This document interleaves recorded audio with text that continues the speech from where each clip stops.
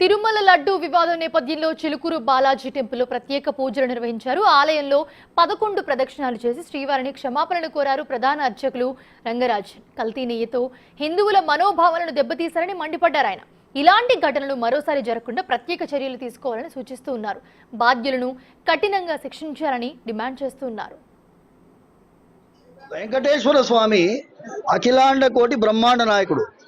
అంటే కింద 7 లోకాలు, పైన 7 లోకాలు, చతుర్దశ భువనాధీశ్వరుడు ఆయన.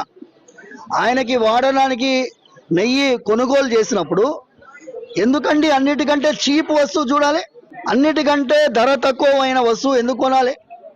మన ఇంట్లో పిల్లలకి ఏదైనా ఆహారం కొనాలనుకుంటే మంచి అద్భుతమైన నాణ్యమైన వస్తువు వెతుకుతామా లేదా?